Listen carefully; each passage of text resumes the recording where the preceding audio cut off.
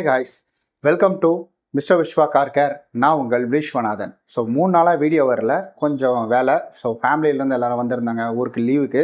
அதனால் கொஞ்சம் பிஸியாக போயிட்டு இருந்ததுனால என்னால் வீடியோ பண்ண முடியல. I'm sorry. சரி, ஓகே. இன்றைக்கி நம்ம என்ன பார்க்க போகிறோம் அப்படின்னா, நான் கார் வாங்க போகிறேன். எனக்கு ஒரே குழப்பமாக இருக்குது. நான் என்ன கார் வாங்கலாம் அப்படின்ற மாதிரி குழப்பமாக இருக்குங்க. அப்படின்ற கேள்வி உங்களுக்குள்ளே இருக்குது. இல்லை நீங்கள் புதுசாக ஒரு கார் எடுக்க போகிறீங்கன்னா இந்த வீடியோ மோஸ்ட் இம்பார்ட்டன்ட்.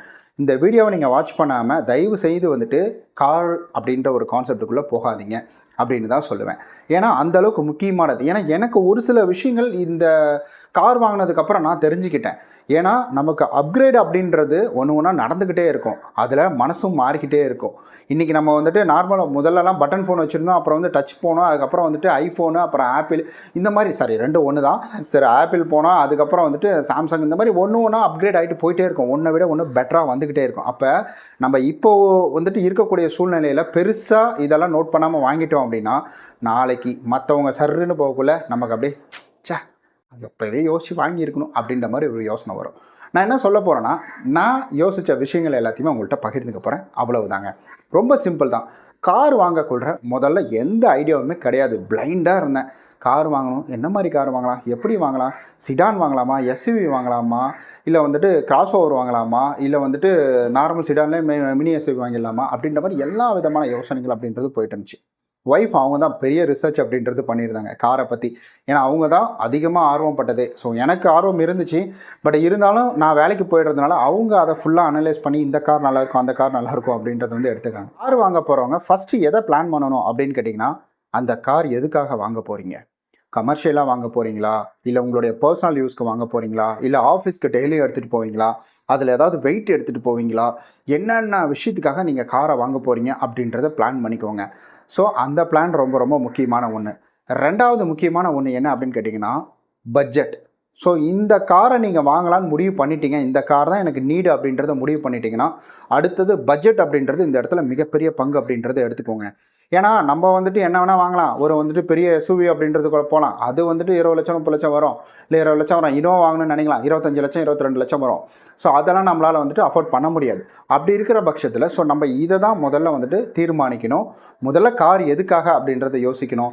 ரெகுலர் யூஸா, இல்லை நம்ம எப்போயாவது ஒரு தடவை தான் யூஸ் பண்ண போகிறோமா, இல்லை லாங் டிரைவ் டெய்லியும் போவோமா, இல்லை எப்போயாவது ஒரு தடவை தான் லாங் டிரைவ் போவோமா, எப்படி போக போகிறோம் அப்படின்ற ஒரு பிளான் அப்படின்றது வேணும். ஸோ என்னுடைய என்னென்னா பர்சனல் யூஸ்க்காக தான் நான் அதுக்குள்ளே போனேன். ஸோ நான் இந்த ரெண்டையும் சூஸ் பண்ணிட்டேன். ஸோ ஃபஸ்ட்டு கார் எதுக்காக வாங்க போகிறேன் அப்படின்றத முடிவு பண்ணிட்டேன். கார் என்னுடைய பர்சனல் யூஸ். அப்போ கார் லுக் வைஸ் நல்லா இருக்கணும் அப்படின்றத முடிவு பண்ணி கார் லுக் வைஸ் உள்ளே போகக்கூட தான் எனக்கு பெலினோ கண்ணில் பட்டுச்சு. பெலினோ வாங்க போகக்கூட தான் எனக்கு ஃப்ரான்ஸ் அப்படின்றது அறிமுகமாச்சு. அப்புறம் ரிலேட்டிவ் அவங்களும் சொன்னாங்க, நிறைய வீடியோவில் சொல்லியிருப்பேன். அவங்க சொல்லி போய் ஒரு முறை பாருங்கள் அப்படின்னு சொன்னாங்க. அதனால தான் அதுக்குள்ளே போனேன். Okay, better. அதில் எந்த விதம் நான் ஒரு நாள் ரெக்ரெட்டே பண்ணல, ஏன்டா அந்த காரை வாங்கிட்டோம் அப்படின்ற மாதிரிலாம். பட் ஆனால் சின்னதாக ஒரு யோசனை அப்படின்றது வந்துச்சு. அதை கடைசியாக சொல்கிறேன். அது உங்களுக்கே யோசனை வரும், ஒருவேளை நீங்கள் கார் வச்சுருக்கிறீங்க அப்படின்னா. ஓகே, இப்போ நம்ம கார் முடிவு பண்ணிட்டோம். அடுத்தது நம்ம என்ன செய்ய போகிறோம்னா, லோன் அப்படின்றதுக்குள்ளே போக போகிறோம். லோனாக உங்களுக்கு அந்த கார் இல்லை ரெடி கேஷா அப்படின்றத பார்க்கணுங்க.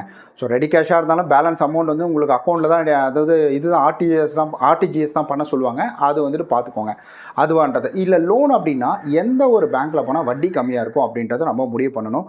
இது ரொம்ப ரொம்ப இம்பார்ட்டன்ட். இப்போ வட்டி கம்மியாக, அதாவது நீங்கள் போன உடனே அவங்க என்ன செய்வாங்கன்னா, வட்டி கம்மியாக, அதாவது பேங்க்கில் தான் ட்ரை பண்ணுவாங்க. அப்போ நீங்கள் நல்லா பார்த்துக்கோங்க, உங்களுடைய சிபில் ஸ்கோர் இவ்வளோ தான் இருக்குது அப்படின்னா அதை சொல்லிவிடுங்க. இன்கம் ப்ரூஃப் கேட்பாங்க, அப்புறம் சேலரி ஸ்லிப் கேட்பாங்க. சேலரி ஸ்லிப்லாம் கிடையாது, இன்கம் ப்ரூஃப் பேங்க் ஸ்டேட்மெண்ட் இருந்தாலே போதும். ஆனால் ஒரு சிலருக்கு சேலரி ஸ்லிப் கேட்பாங்க, சேலரி எம்ப்ளாய்டாக இருந்தால் மட்டும். அப்புறம் ஐடிஆர் ரிட்டர்ன் இந்த மாதிரிலாம் கேட்பாங்க. ஸோ இதெல்லாம் நீங்கள் பார்த்துக்கோங்க. இதெல்லாம் பண்ணணும். அதனால் இதெல்லாம் ரெடி பண்ணி கையில் வச்சுக்கணும். இல்லை நான் கமர்ஷியல் போக போகிறேன், எனக்கு பெருசாக இல்லை, நான் பிஸ்னஸ்க்காக போக போகிறேன்னா அதனுடைய வேலையே மாறும். நான் இப்போ காருக்காக தான் சொல்கிறேன். நான் கமர்ஷியல் வெஹிக்கிள் வாங்க போகிறேன், டெம்போ வாங்க போகிறேன், இல்லை லாரி வாங்க போகிறேன், இல்லை இந்த மாதிரி வேறு ஏதாவது விஷயங்கள் வாங்க போகிறேன், அதாவது பிஸ்னஸ்க்கு சம்மந்தப்பட்ட அப்படின்னா அப்போ கண்டிப்பாக அது மாறும். அதனால் அதுக்கு தகுந்த மாதிரி பண்ணிக்கோங்க. ஐடிஆர் கேட்பாங்க. அப்படி இல்லை நீங்கள் சின்னதாக இருந்து பெருசாக போகிறீங்கன்னா அதில் பேங்க் ஸ்டேட்மெண்ட் அப்படின்ட்டு கேட்பாங்க, அது பார்த்துக்கோங்க. இப்போ இது ரொம்ப முக்கியம். அடுத்தது என்னென்னா, இந்த இடத்துல தான் நான் குழம்புனேன் நான். அதாவது ஃப்ரான்ஸா பெலினோவா அப்படின்ற ஒரு யோசனை போச்சு. அப்புறம் ப்ரீஸாவா அப்படின்ற ஒரு யோசனை போச்சு. நான் அப்போ என்ன நினச்சேன்னா, ஃபஸ்ட்டெல்லாம் செகண்ட் ஹேண்ட்லேயே ஒரு சின்னதாக ஒரு கார் எடுத்துக்கலாம்னு நினச்சேன். ஆனால் ஃப்ரான்ஸ் எடுத்ததுக்கப்புறம் நான் என்ன யோசிக்கிறேன்னா, வெளியில் கிராண்ட் விட்டாரா போகக்குள்ள கொஞ்சம் வெயிட் பண்ணியிருந்தால் கிராண்ட் விட்டாரா எடுத்துருக்கலாமோ அப்படின்ற ஒரு யோசனை எனக்குள்ளே வந்துச்சு. இப்போ ஃப்ரான்ஸே அடிச்சுக்க முடியாது, அதுவே பயங்கர லுக் வைஸ் ஸ்டைலிஷில் செம்மையாக இருக்குது.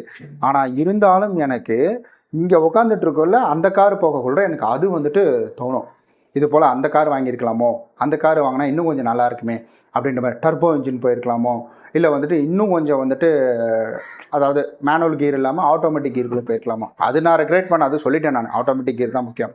இந்த மாதிரி ஒவ்வொரு விஷயங்கள் அப்படின்றது நமக்கு தோணிக்கிட்டே இருக்கும் after buying the car. So அதனால தான் நான் சொல்கிறேன், நான் அது எதனால நீடு, ஏன்னா எனக்கு தோணும். அதுக்கப்புறம் ஓகே நமக்கு இதுவே சூப்பர், இதுவே பயங்கரமாக இருக்கே, இந்த வேகமாக போதுமே, பைக்கில் போகிற வேகத்தோட நம்ம இதில் பயங்கரமாக போகிறோமே அப்படின்ற மாதிரி எண்ணம் எனக்குள்ளே வந்துடும். ஸோ இந்த மாதிரி வந்துட்டு ஒவ்வொரு விஷயங்களாக வந்துட்டு தோணிக்கிட்டே இருக்கும். அதுக்காக தான் நம்ம கார் வாங்கக்குள்ள பொறுமையாக நிதானமாக யோசிக்கணும், எது பெஸ்ட்டு அப்படின்றத யோசிக்கணும், எந்த கார் நமக்கு நீடு அப்படின்றத யோசிக்கணும். ஏன்னா இன்னொன்று சொல்லிடுறேன், இந்த காரை விட இந்த கார் பெஸ்ட்டாக இருக்கும். இப்போ மாருதியில் கிடைக்கக்கூடிய மைலேஜ், நெக்ஸாவில் கிடைக்கக்கூடிய மைலேஜோ இல்லை வந்துட்டு இன்ஜின் கண்டிஷனோ வேறு எங்கேயும் கிடைக்காது. அப்போ நமக்கு வந்துட்டு இப்போ பெரிய பெரிய ஸ்போர்ட்ஸ் கார் இதெல்லாம் எடுத்துக்கிட்டோம்னா அதில் கிடைக்கக்கூடிய ஸ்பீடு அப்படின்றது கிடைக்காது. இப்போ வந்துட்டு ஹுண்டாய் எடுத்துக்கிட்டோம்னா அதில் கிடைக்கக்கூடிய வந்துட்டு டெக்னாலஜி அப்படின்றது கிடைக்காது. ஸோ இந்த மாதிரி விஷயங்கள் அப்படின்றது மாறிக்கிட்டே இருக்கும். ஒவ்வொரு கம்பெனி ஒவ்வொரு விதத்தில் வந்துட்டு டாப்பில் தான் இருப்பாங்க. அண்டு அதனால தான் சொல்கிறேன், உங்களுக்கு எது பிடிச்சிருக்கு. அண்ட் இன்னொரு முக்கியமான விஷயம் சொல்கிறேன், நீங்கள் என்ன கார் வச்சுட்ருக்கீங்க அப்படின்றத கீழே கமெண்ட் பண்ணிடுங்க. உங்கள் காரை எதனால் உங்களுக்கு பிடிக்கும், இந்த கம்பெனி எதனால் சூஸ் பண்ணிங்க அப்படின்றது கீழே கமெண்டில் சொல்லிவிடுங்க. நான் மாருதிக்குள்ளே போனதுக்கான மெயின் ரீசன் என்னென்னா மைலேஜ் தாங்க. அண்டு மைலேஜ் ஒன்று அப்படின்றத விட எனக்கு பலினோ லுக் வைஸ் வந்து எனக்கு பலினோ ரொம்ப பிடிச்சிது அப்படின்றதுனால தான் அதுக்குள்ளே போனேன். அதுக்குள்ளே போகக்குள்ள தான் நமக்காக தயாரித்து மேக் பண்ணி கிரே கலரில் கொண்டு வந்து கொடுத்தானுங்க. ஆனால் ரெட்டு, பிளாக்கு, ஒயிட்டு இதெல்லாம் போயிட்டு கடைசியாக கிரே அப்படின்றது எனக்கு எழுதி வச்சுருந்தது, அதுதான் கிடச்சிது. சரி ஓகே, இந்த மாதிரி உங்களுக்கு என்ன இது பிடிச்சி வாங்குறீங்களோ அதை வந்துட்டு கீழே கமெண்டில் சொல்லிடுங்க. கலர் எனக்கு விருப்பம் இல்லை, பட் இதெல்லாமே வந்துட்டு எனக்கு பிடிச்சி தான் நான் அதுக்குள்ளே போனேன். மைலேஜ் அப்படின்றது கார் லுக் வைஸ் சூப்பராக இருந்தது. ஸோ இதெல்லாமே அதுக்கப்புறமேட்டு தான் இந்த இன்ஜின்லாம் நல்லா இருக்குன்னு சொல்லிட்டு அதுக்கப்புறமேட்டு தான் வண்டி வாங்கினதுக்கப்புறமேட்டு தான் எனக்கே வந்துட்டு தெரிய வந்துச்சு. சரி ஓகே, எப்படி இருக்கிற பாருங்கள். ஏன்னா எஜுகேட்டே பண்ணாமல் கொடுத்தாங்க. அதனால தான் நான் இந்த வீடியோ ஆரம்பித்து மற்ற மக்களுக்கு எல்லாத்தையும் சொல்லணும் அப்படின்றதுக்காக பண்ணிகிட்ருக்கேன். எஜுகேட்டே பண்ண மாட்டேன்றாங்க. அவங்கள பொறுத்தளவுக்கு காரை விற்கணும். ஆனால் காரை வச்சுட்டு இருந்து காரில் வராங்க பார்த்தீங்களா, அவங்களுக்குலாம் உட்கார வச்சு 2 நாள் 3 நாள் அப்படின்றது டியூஷன் எடுக்கிறாங்க. கிட்டத்தட்ட எனக்கு தெரிஞ்சவங்களுக்குலாம் 1.5 மணி நேரம், 1.5 மணி நேரம் 2.5 மணி நேரம் காரை வச்சு இந்த இடத்துல இது இருக்குது, அந்த இடத்துல அது இருக்குது, இது இருக்குன்னு இன்ச் பை இன்ச்சு வந்து எக்ஸ்பிளைன் பண்ணாங்களா. சார் பின்னாடி சென்சார் இருக்குது, நீங்கள் டிஃபாகர் இப்படி தான் யூஸ் பண்ணணும், ஸோ முன்னாடி வைப்பரை இப்படி தான் யூஸ் பண்ணணும், லைட் இது தான், இந்த லைட் இதுக்காக, இந்த லைட் இதுக்காக அப்படியே அடித்து காமிச்சு பண்ணாங்களாம். ஏன்னா அவங்க முன்னே வரன்ட்டாங்க, முதல்ல வீட்டுக்கு வரன்ட்டாங்க. கார் வாங்கிட்டு முதல்ல நம்ம தான் இங்கே தான் வரேன்னாங்க. பட் ரொம்ப லேட் ஆகிடுச்சு. அப்புறமேட்டு கேட்டதுக்கப்புறம் தான் எப்பா போட்டு தாளிச்சிட்டாங்கப்பா அப்படின்ற மாதிரி சொன்னார். உங்களுக்கும் அது மாதிரி கொடுத்துருந்தாங்கன்னா கீழே கமெண்டில் சொல்லுங்கள். இல்லை கொடுக்கலைனாலும் அதையும் கீழே வந்துட்டு கமெண்டில் சொல்லுங்கள். ஸோ இதை தாங்க நம்ம முடிவு பண்ணணும். ஏன்னா அப்கிரேட் அப்படின்றது ஒவ்வொரு காரை விட ஒரு கார் பெட்டராக தான் இருக்கும். நம்ம எல்லா காருமே என் கார் தான் டாப்பு. இப்போ வந்துட்டு நம்ம என்ன சொல்லலாம், BMW சூப்பர்ப்பா அப்படிங்கலாம். ஆனால் BMW மைலேஜ் வராது. ஆனால் மற்றபடி கார் சூப்பராக இருக்கும். இப்போ மற்ற கார்லாம் எடுத்துக்கிட்டோம்னா சேஃப்டி நல்லாயிருக்கும். ஆனால் அதில் ஒரு சில விஷயங்கள் இருக்காது, மைலேஜ் வராது, அடைச்சி வச்ச மாதிரி இருக்கும். இந்த மாதிரிலாம் ஏதாவது ஒரு மிஸ்டேக் இருக்கும். எல்லா காருமே டாப்பு தான். எல்லா காருமே ஒரு ப்ளஸ் அண்ட் மைனஸ் அப்படின்றது கம்பல்சரி வந்துட்டு இருக்கும்.